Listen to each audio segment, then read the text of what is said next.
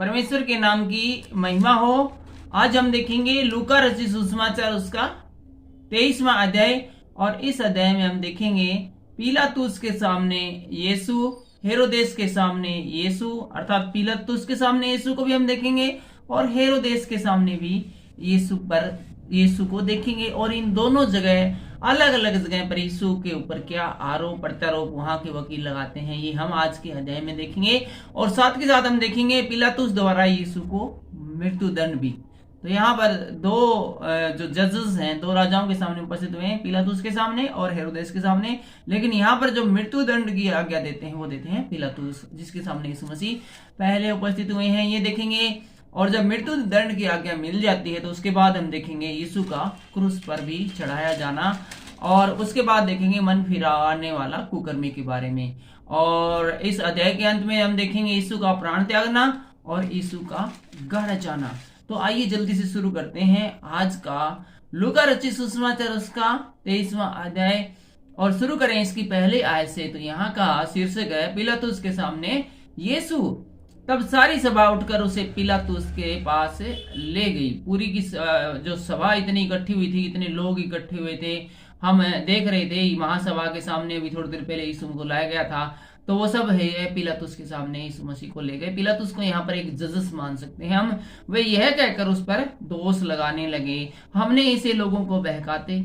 3 दोष उसके पर लगाते हैं। पहला, हमने इसे लोगों को बहकाते और कैसर को कर न देने से मना करते और अपने आप को मसीहा राजा कहते हुए सुना है। 3 प्रकार के यहाँ पर विशेष रूप से दोष लगाए जाते हैं। पहला तो ये है कि हमने इनको लोगों को बहकाते। बहकाने का मतलब ये जो परमेश्वर की व्यवस्था को सही तरीके से लोगों को समझा रहे थे, और ये बातें जो पुराने लोग जो कि अपने आप को अब्राहम की संतान कहते थे, हारून के घराने के कहते थे, उनको ये बात पसंद नहीं आई, क्योंकि वो बड़े आलसी बन बैठे थे और बस बैठे बैठे सब कुछ एसी में बैठे बैठे ही चाहते थे। लेकिन यीशु मसीह ग्राउंड पे जाके, फील्ड में जाकर लोगों को सच्चाई बताने लगे थे। लोग यीशु मसीह के पास नहीं आते थे, बल्कि यीशु मसीह खुद परमेश्वर का बेटा होते हुए लोगों के मध्य में जाता था। और यही बात वहां के व्यवस्थापकों को बुरी लगी थी, और इसीलिए उनको पहला दोष ये लगाया कि लोगों को बहका रहा है, अर्थात उनके खिलाफ बहका रहा है कि ये किसी काम के नहीं है, तुम परमेश्वर की सही व्यवस्था को मानो। और दूसरे जो उन्होंने दोष लगाया वो लगाया कि ये कह रहा है कि कैसर को कर नहीं देना चाहिए। सब जानते हैं कि जब यहूदी फरीसी और शास्त्रियों ने सवाल किया था यीशु मसीह से कैसर को कर देना चाहिए या नहीं देना चाहिए, तो यीशु मसीह ने कहा कि तुम मुझसे क्यों पूछते हो ये बात, फिर भी तुमने पूछ लिया तो मेरे पास एक सिक्का लेकर आओ। वो सिक्का लेकर आते हैं तो यीशु मसीह कहते हैं इसके ऊपर किसकी छाप है, तो वो कहते हैं केसर की। तो यीशु मसीह कहते हैं कि जो केसर का है वो केसर का, और जो परमेश्वर का वो परमेश्वर को दो। आशा है आपको ये लाइन याद होगी और आपको पता चल गया हो कि ये आरोप भी बिल्कुल झूठा है, क्योंकि यीशु मसीह ने केसर को कर देने से कभी मना नहीं किया। और इसके अलावा इन्होंने दोष लगाया कि ये अपने आप को मसीह राजा कहता है, ऐसा हमने सुना है। ये खुद है, बार बार लोग है उसको पूछते थे कि क्या तू परमेश्वर का बेटा है, क्या तू मसीह है, क्या तू राजा है, खुद बार बार उसको कहते थे। और यहाँ पर ये दोष लगाते हैं कि ये हमने सुना है कि यीशु राजा है। और यदि अपने आप को ये मसीह कहता भी था तो इसमें कौन सी बुरी बात थी। मेरा नाम रमेश है और मैं अपने आप को रमेश कहता हूं, तो इसमें कौन सी बुरी बात है। कोई ये कहे जज के सामने कि मैंने इसको ये कहते सुना है कि मैं रमेश हूं, अरे मैं रमेश हूं तो अपने आप को रमेश ही बताऊंगा, मैं अपने आप को ज्ञानचंद कैसे बताऊं। तो जो है वही बता रहा है, तो उसमें कौन सी बुरी बात। अर्थात जो 3 दोष लगाए तीनों के तीनों गलत है, झूठे हैं। तीसरी आयत से हम देखते हैं क्या लिखा है। पिलातुस ने यीशु से पूछा, क्या तू यहूदियों का राजा है। पिलातुस जो जज था उसने पूछा, भाई यहाँ पे यीशु मसीह जी तू यहूदियों का राजा है क्या।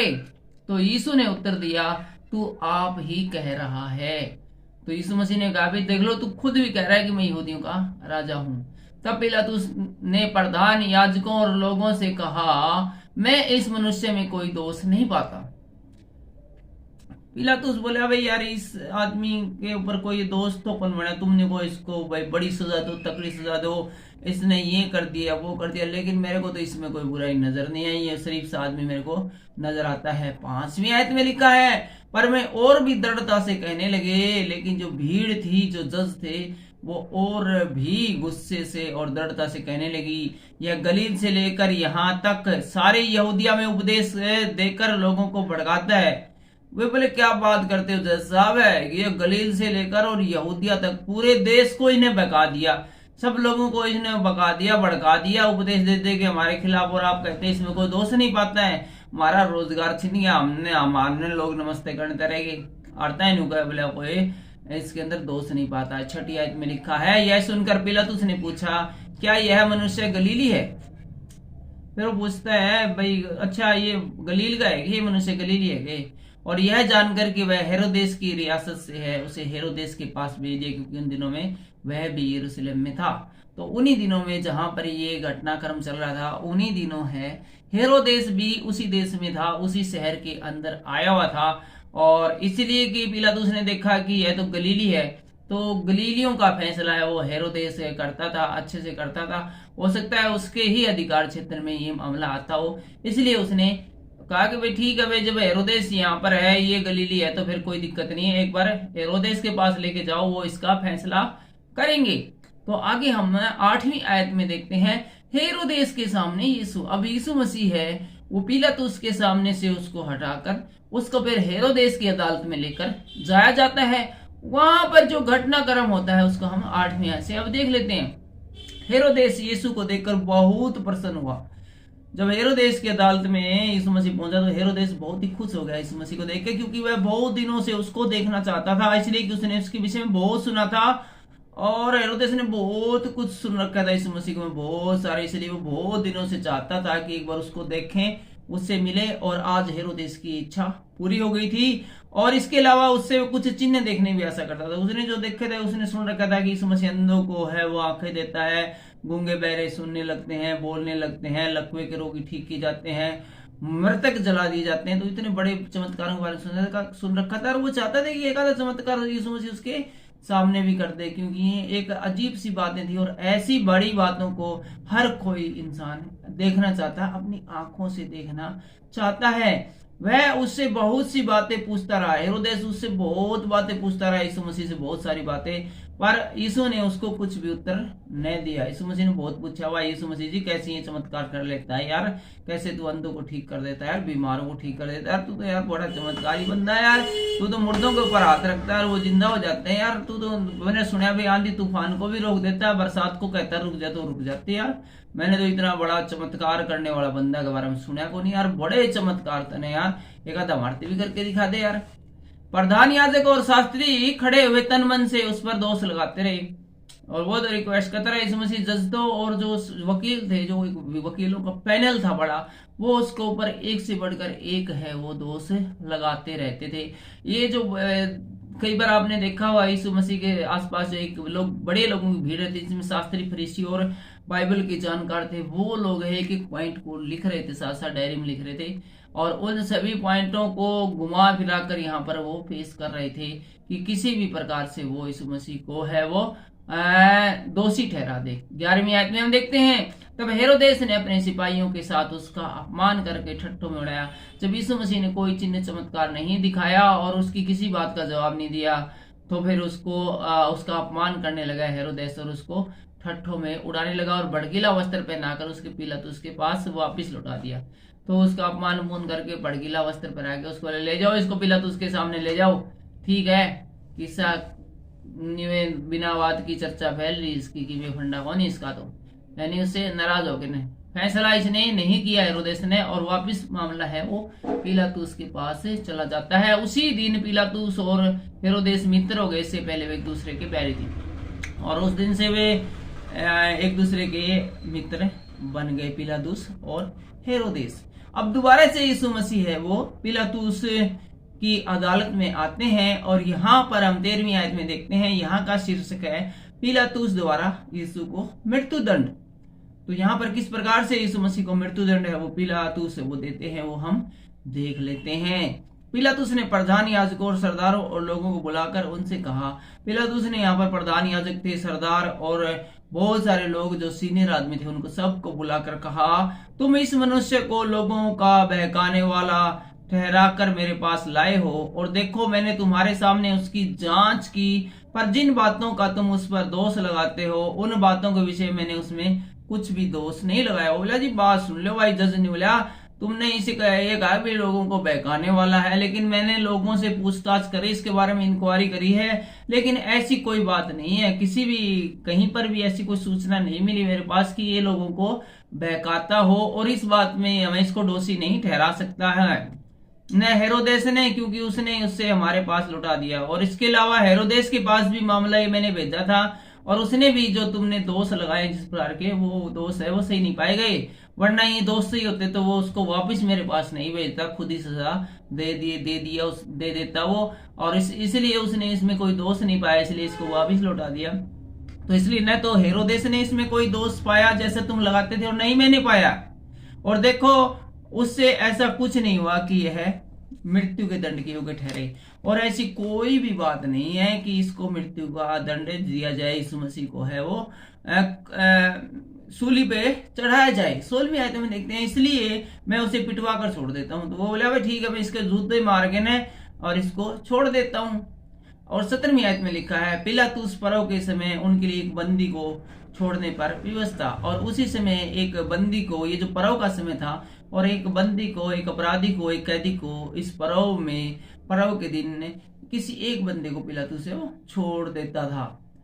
तब सब मिलकर चिल्ला उठे, इसका काम तमाम कर और हमारे लिए बरअब्बा को छोड़ दे। ठीक है, तो वो सारे निबले नहीं, इसका तो मारना है, आपने सूली पे चढ़ाना है, इसको तो मृत्यु की सजा देनी है, और जो एक बंधन छोड़ा करनी तो वो ऐसा कर कि तू हमारे लिए तो बरअब्बा को छोड़ दे। वह किसी बलवे के कारण जो नगर में हुआ था और हत्या के कारण बंदी गृह में डाला गया था। अब जो ये बरअब्बा था यो एक बड़ा ही खतरनाक किस्म का आदमी था, एक बलवा हो गया था, कहीं पर कोई बड़ा पंगा हो गया था जिसके कारण बहुत लोग मारे गए थे और लोगों की हत्या के कारण ये है जेल के अंदर बंद था, और एक खूंखार किस्म का अपराधी था। लोगों ने कहा इसको छोड़ दो भाई, एक ने छोड़ना है तेरे तो, लेकिन इसका काम तमाम करो। 20वीं आयत में लिखा, पर पिलातुस ने यीशु को छोड़ने की इच्छा से लोगों को फिर समझाया, लेकिन पिलातुस ने एक बार फिर लोगों को समझाया और कहा भाई ये ठीक नहीं है यार, ये बरअब्बा यार इतने अपराध कर दिए, इतना कातिल आदमी, इतना बदनाम आदमी, तुम क्या बात कर रहे हो, इसको छोड़ दो। अरे ये एक शरीफ आदमी जिसका ऊपर तुम मरवा डालना चाहते हो, ये सही बात नहीं है, ऐसा नहीं है, मैं इस यीशु मसीह को छोड़ देता हूँ। परंतु उन्होंने चिल्लाकर कहा उसे क्रूस पर चढ़ा, क्रूस पर, लेकिन भीड़ है वो बेकाबू हो रही थी, फुल गुस्सम हो रखी थी। उन्होंने कहा नहीं इसको तो क्रूस पे चढ़ाओ और जल्दी चढ़ाओ इसको, यीशु मसीह को। उसने तीसरी बार उनसे कहा, क्यों, उसमें ऐसी कौन सी बुराई की है, मैंने उसे मृत्यु दंड के योग्य कोई बात नहीं पाई। तो वो बोले अरे यार क्यों पीछे पड़ रहे तुम यीशु मसीह के, मैंने इसमें ऐसी कोई बुराई नहीं पाई कि इसको मृत्यु दंड दिया जाए, इसलिए मैं उसे पिटवा कर छोड़ देता हूं। मैं इसका चिंता मत करो, इन्हें अच्छी तरह से पिटवा कर 3rd डिग्री इस्तेमाल करके इन्हें छोड़ देता हूं।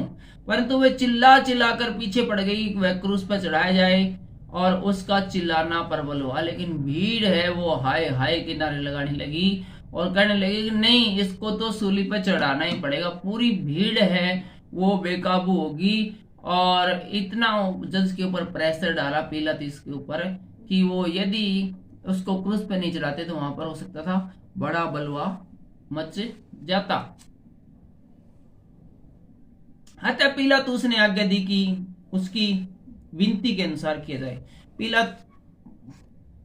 पिलातुस भी मजबूर हो गया, फिर ठीक है भाई जनता का जो फैसला है वो उसके अनुसार कर देते हैं, तुम पीछे पड़ गए तो मैं क्या कर सकता हूँ। 25वीं आयत लाइन को एक बार फिर से पढ़ते हैं। उसने उस मनुष्य को जो बलवे और हत्या के कारण बंदी गृह में डाला गया था और जिसे वे मांगते थे छोड़ दिया, और यीशु को उसकी इच्छा के अनुसार सौंप दिया।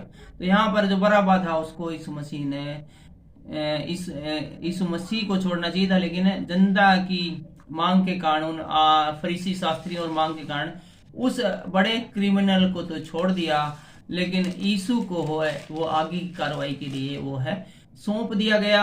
और हम आ गए हैं 26वीं आयत में, और यहाँ का शीर्षक है यीशु का क्रूस पर चढ़ाया जाना। जब वे उसे लिए जा रहे थे तो उन्होंने समोन नामक एक कुरेनी को जो गांव से आ रहा था पकड़कर उस पर क्रूस लाद दिया कि उसे यीशु के पीछे पीछे लेकर चले। तो फिर वो यीशु मसीह को क्रूस पर चढ़ाने के लिए लेकर जाते हैं और एक बंदा था समोन नाम का, उसने पकड़ा, भाई आ रहा है तू क्रूस उठा के पीछे पीछे चल। और लोगों की बड़ी भीड़ उसके पीछे होली और उसमें बहुत सी स्त्रियां भी थी जो उसके लिए छाती पीट पीट कर और विलाप करती थी।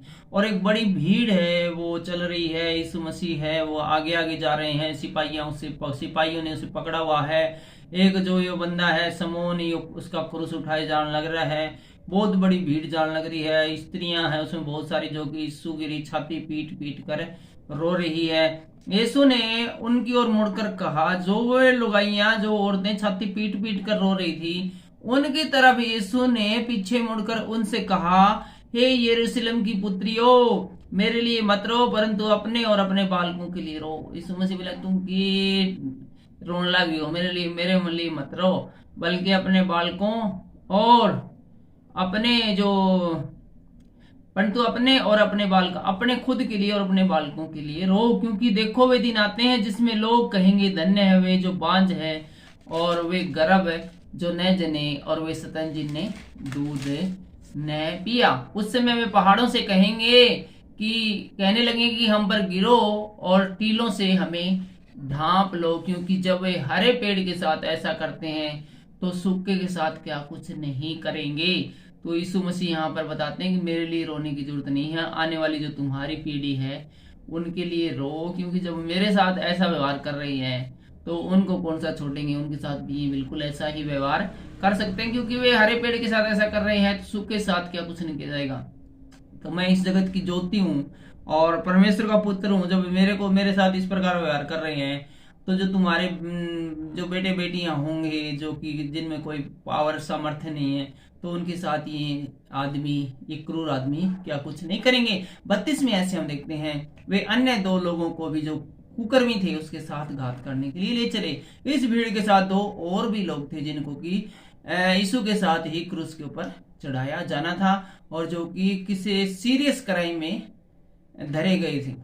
33 में ऐसे हम देखते हैं, जब वे उस जगह जिसे खोपड़ी कहते हैं पहुंचे तो उन्होंने वहां उसे और उस कुकर्मी को भी, एक को दाहिनी और दूसरे को बाईं और क्रूस पर चढ़ाया। खोपड़ी नामक स्थान पर भी जाते हैं और यीशु को क्रूस पर चढ़ाते हैं और साथ साथ दाएं बाएं उन दोनों को भी जो कि किसी सीरियस क्राइम में धरे गए थे क्रूस पर चढ़ाया। तब यीशु ने कहा, हे पिता, इन्हें क्षमा कर क्योंकि ये नहीं जानते कि ये क्या कर रहे हैं। तो यीशु मसीह ने वहां पर भी प्रार्थना करी, क्रूस के ऊपर चढ़ने के बाद प्रार्थना की और कहा कि ये पिता इन्हें क्षमा करें, इनको नहीं पता है कि क्या कर रहे हैं। अर्थात ये जोश जोश में एक बड़ा ही क्रिमिनल एक्टिविटीज को जो है वो क्रिएट कर रहे हैं और उन्होंने चिट्ठी डालकर उसके कपड़े बांट लिए। अब उन्होंने जो यीशु मसीह के जो कपड़े क्रूस पर चढ़ाते समय जो स्पेशल जो कपड़े होते हैं वो उसको पहरा दिए और जो यीशु के जो ओरिजिनल कपड़े थे उतार लिए थे और उन कपड़ों को चिट्ठियां डालकर आपस में बांट लिए। तो एक पॉइंट यहाँ पर है कि यीशु मसीह के कपड़ों को चिट्ठी डालकर क्यों आपस में बांट लिया गया। इसका मतलब क्या है कि यीशु मसीह बहुत ही कीमती वस्त्र पहनते थे, बहुत महंगे कपड़े पहनते थे। क्या इसका ये मतलब है? ऐसी कौन सी बात थी कि किसी ऐसे व्यक्ति के कपड़ों को बांट लेना जिसी पर सूली पर चढ़ाया जाता है। नॉर्मल लाइफ में हम देखते हैं कि कोई आदमी मर जाता है तो उसके कपड़ों को या तो कब्र के आसपास ही फेंक देते हैं, घर में नहीं रखते हैं जितने उसके पर्सनल कपड़े होते हैं, या फिर गरीबों वगैरह में वो गरीब वगैरह उसको उठा के ले जाते हैं। किसी दूसरी जातियों में सभी जगह यही होता है कि मृतक के कपड़ों को फेंक दिया जाता है। और यहाँ पर कपड़े कम पड़ गए और लेने वाले ज्यादा थे तो उन्होंने बाकायदा चिट्ठी डाली कि ये कपड़ा मैं लूंगा, वो कपड़ा मैं लूंगा। क्या कारण है? क्या बहुत ज्यादा महंगे कपड़े पहने हुए थे? नहीं, महंगे कपड़े नहीं थे, बल्कि उसके कपड़ों के अंदर भी सामर्थ्य थी, ताकत थी, पावर थी। हम बहुत जगह देखते हैं जबकि किसी ने यीशु के वस्त्रों तक जैसे यीशु मसीह के वस्त्रों को छुआ वो चंगा हो गया, तो लोगों का विश्वास था कि यीशु मसीह के वस्त्रों में भी पावर है, ताकत है। तो ऐसे कीमती वस्त्र किसी को मिल जाना अपने आप में बहुत बड़ी बात थी। एक पावर को, एक सामर्थ्य को ये पा लेने का सामान था, इसलिए लोगों ने उसके वस्त्रों को चींटियां डालकर वो बांट लिया था। आई होप कि आप ये बात समझ गए हो। और 35वीं आयत हम देखते हैं, लोग खड़े खड़े देख रहे थे और सरदार भी ठट्ठा करके कहते थे, इसने दूसरों को बचाया, यदि परमेश्वर का मसीह है और उसका चुना हुआ है तो अपने आप को भी बचा ले। तो जो बाकी लोग उसका मजाक उड़ा के कहने लगे, देखो इस बंदा ने कितने सारे लोगों को बचाया, किसी कब्र के ऊपर हाथ रख दिया तो मुर्दे बाहर निकले। लाजर जो इतने दिन से कब्र में था 4 दिन का, उसको कहा कि हे लाजर बाहर आ, और वो बाहर आ गया। कितने सारे अंधों को ठीक किया और कितने सारों को ठीक किया। लेकिन अब देखो ये खुद सूली पे टंगा हुआ है। यदि ये परमेश्वर का बेटा है तो अपने आप को भी बचा ले भाई, अपने आप को क्यों नहीं बचा रहा है यार, ये बात समझ में नहीं आ रही है। सब उसका ठट्टा कर रहे थे। 36वीं आयत में देखते हैं, सिपाही भी पास आकर और सिरका देकर उसका ठट्टा करके कहते थे, यदि तू यहूदियों का राजा है तो अपने आप को बचा। सिपाही भी कहते, यदि तू यहूदियों का राजा है तो अपने आप को बचा ले भाई। और उसके ऊपर एक दोष पत्र भी लगा था जिस पर लिखा था यह यहूदियों का राजा है। और प्रत्येक जो व्यक्ति है उस समय उसके ऊपर एक दोष पत्र भी लिखा होता था कि इसको क्यों सूली पर चढ़ाया जाता है, जिसको मृत्यु दंड मिलता था। तो यहाँ पर इसका जो अपराध गिना गया, क्राइम गिना गया, वो ये गिना गया कि उसने कहा था मैं यहूदियों का राजा हूं, और उसके ऊपर पट्टी के ऊपर लिखा गया यह यहूदियों का राजा है। और आगे हम आ गए हैं 39वीं आयत में, और यहाँ का शीर्षक है मन फिराने वाला कुकर्मी। जो कुकर्मी वहां लटकाए गए थे उनमें से एक ने इसकी निंदा करके कहा, क्या तू मसीह नहीं? तो फिर अपने आप को और हमें बचा। ठीक है, जो साथ में दाएं बाएं जो बंदे चढ़ाए गए थे, तो उसमें से एक जो क्रिमिनल था वो बोला, तू तो भाई मसीह है, तू अपने आप को बचा ले यार, हमने बचा ले। इस पर दूसरे ने उसे डांट कर कहा, क्या तू परमेश्वर से भी नहीं डरता?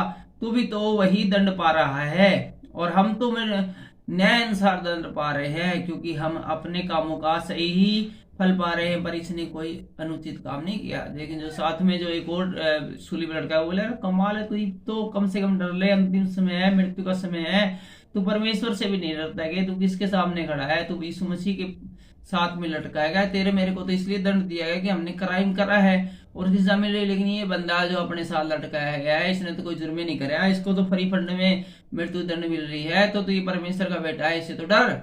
तब यीशु ने कहा, हे यीशु ना, तब उस अपराधी ने कहा था इस मसीह से, हे यीशु, जब तू अपने राज्य में आए तो मेरी सुधि लेना। तो उसने, वो बड़ा विश्वासी बंदा था, परमेश्वर विश्वास करने वाला था, हालांकि क्रिमिनल था, किसी वजह से क्रिमिनल बन गया, लेकिन वो परमेश्वर विश्वास रखता था और उसने यीशु मसीह के बारे में बहुत सुन रखा था, शायद इसलिए उसने कहा था कि ये यीशु मसीह, जब तू अपने राज्य में आए तो मेरी सुधि लेना। तो यीशु ने उससे कहा, मैं तुझसे कहता हूं कि आज ही तू मेरे साथ स्वर्गलोक में होगा। यीशु मसीह बोले, अरे आज तू मेरे साथ स्वर्गलोक में होगा। तो यहाँ पर एक आदमी का उद्धार है, वो कितनी जल्दी फटाक से हो गया। तो परमेश्वर जिसको चाहता है उसको कभी भी किसी भी घड़ी 1 सेकंडों के हिसाब से दे देता। क्या किसी ने सोचा था कि जिसने जिंदगी भर क्राइम किया और लोगों को सताया, हमारा बेटा उसका एक ही घड़ी में, जबकि उसकी मृत्यु का समाचार है, उससे स्वर्ग में जाने का टिकट मिल जाएगा। इसलिए हमेशा परमेश्वर पर भरोसा करते रहो। परमेश्वर पता नहीं किस घड़ी हमें कब क्या वो चीज दे दे जिसके बारे में हम सिर्फ सोचते थे। और आगे हम 44वीं आयत में, और यहाँ पर लिखा है, यीशु का प्राण त्यागना।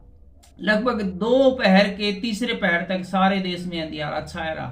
तो यहाँ पर जब यीशु मसीह के प्राण त्यागने का समय आता है तो 2 पहर से तीसरे पहर तक, पूरे 1 पहर तक देश में अंधियारा छाया रहा। अंधियारे के बारे में आप जानना चाहते हैं तो उत्पत्ति के अध्याय में हम देखते हैं कि वहां पर किस प्रकार से है वो अंधियारा छाया रहा था और सूर्य का उजियाला जाता रहा। सूरज ने अपना प्रकाश देना बंद कर दिया था 1 पहर तक, और मंदिर का पर्दा बीच से फट गया। हो सकता है बहुत बड़ा मंदिर और उसके बीच में पर्दा लगा रखा था, वो बीच से फट कर 2 टुकड़े हो गया था। और यीशु ने बड़े शब्द से पुकार कर कहा, हे पिता, मैं अपनी आत्मा तेरे हाथों में सौंपता हूं। और यीशु मसीह ने बड़े शब्द से पुकार कर कहा था, हे पिता, मैं अपनी आत्मा तेरे हाथों में सौंपता हूं। अर्थात इसका क्या मतलब है? इसका मतलब यह है कि यीशु मसीह को अपने प्राणों को किसी को भी सौंपने का अधिकार था, उसकी रक्षा करने का अधिकार था। यीशु मसीह स्वयं पिता को कहते, पिता ने उसके प्राणों को नहीं लिया, मृत्यु ने उसके प्राणों को नहीं लिया, बल्कि वो खुद पिता से कहता है कि मैं अपने प्राणों को तुझको सौंपता हूं। अर्थात मृत्यु का यीशु मसीह के ऊपर कोई अधिकार नहीं है, वरना किसी को सूली पर चढ़ाते हैं तो वो 1 सेकंड में मर जाता है। लेकिन यहाँ पर यीशु मसीह कहते हैं, हे पिता, मैं अपनी आत्मा तेरे हाथों में सौंपता हूँ। ये लूका रचित सुसमाचार उसकी 46वीं आयत में आप देख सकते हैं। और यह कहकर प्राण छोड़ दिए। 47वीं आयत में देखते हैं, सूबेदार ने जो कुछ हुआ था देखकर परमेश्वर की बड़ाई की और कहा, निश्चय यह मनुष्य धर्मी था। और भीड़ जो यह देखने को इकट्ठी हुई थी, इस घटना को देखकर छाती पीटती हुई लौट गई।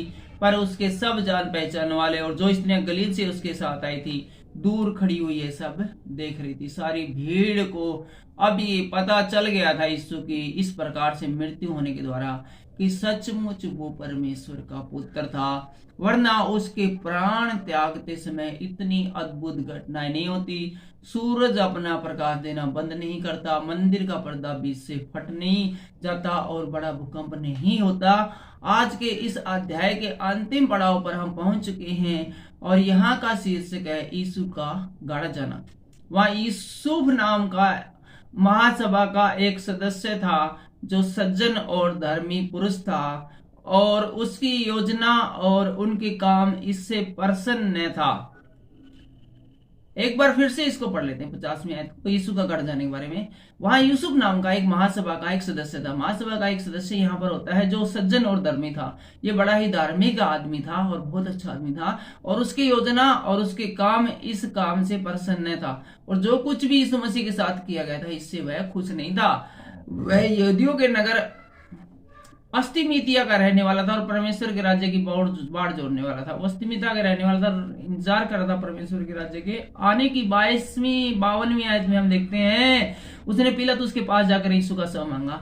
वो पिलातुस के सामने जाता है और उसको कहता है, यीशु मसीह का शव मेरे को दे दे। और उसे उतार कर मलमल की चादर में लपेटा और कब्र में रखा जो चट्टान में खुदी हुई थी और उसमें कभी कोई नहीं रखा गया। तो इस बंदे ने यीशु मसीह का जो पार्थिव शरीर था इसको लिया और उसको मलमल के कपड़े में लपेटा और एक ऐसी चट्टान के अंदर, एक कब्र के अंदर रखा जिसके अंदर पहले कभी कोई कब्र नहीं बनाई गई थी। और वह तैयारी का दिन था और सब्बत का दिन आरंभ होने पर था।